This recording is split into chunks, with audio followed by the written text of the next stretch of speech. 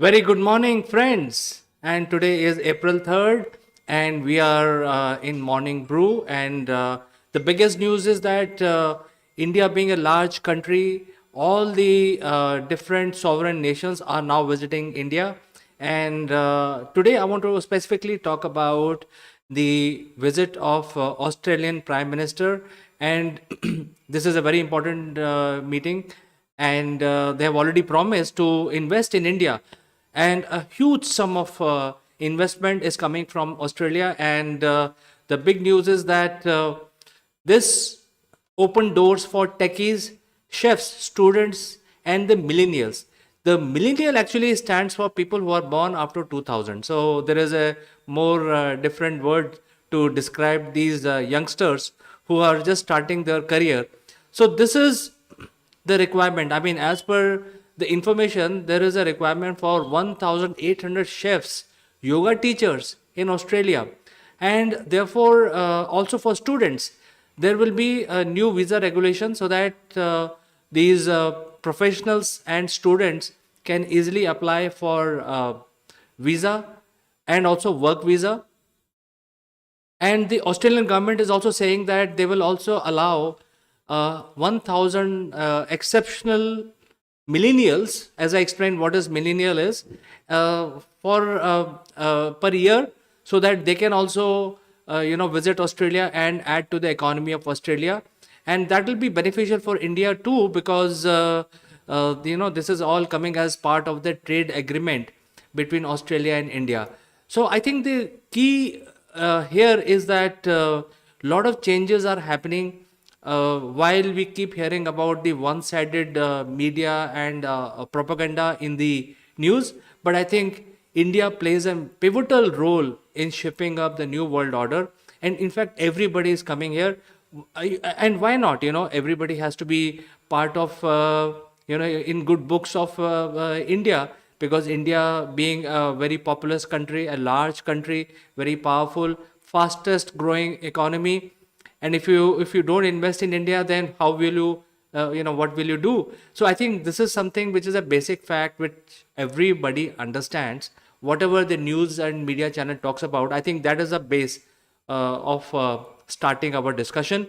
So India is going to shape up the new century, basically.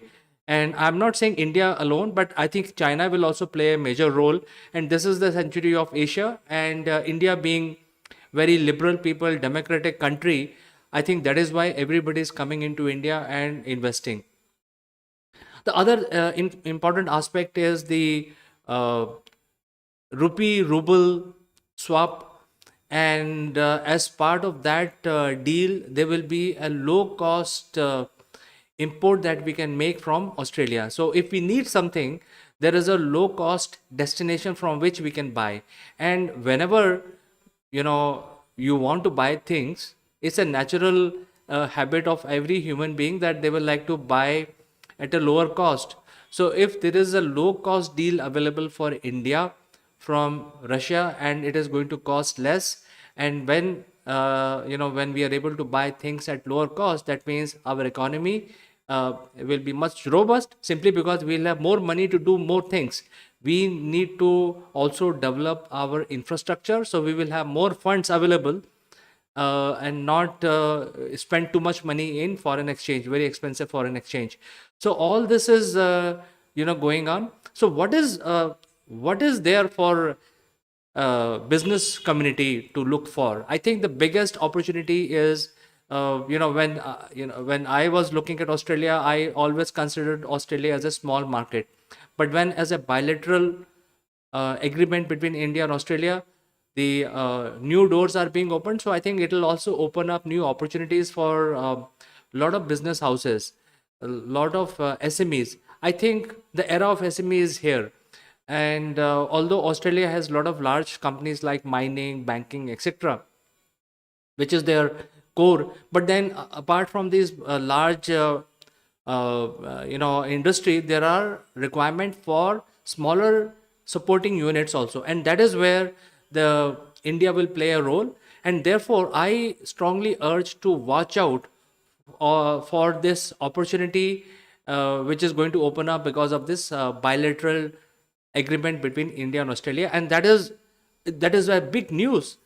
And some of you may be knowing that Australia is part of Commonwealth, and the Prime Minister of Australia is directly working under the Queen of England, even though Queen is not, is not a political person now, but then it is tightly connected with UK. So one side, UK is basically trying to get the free trade agreement with India, but they are saying all the wrong things at this point in time.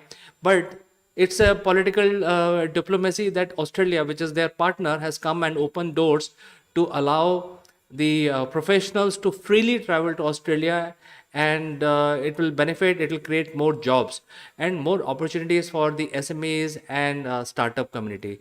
So, friends, uh, I will end my information, whatever I wanted to give you today on a Sunday morning. So you enjoy your Sunday, and I will catch you again tomorrow morning in the morning brew. Until then, bye bye and take care.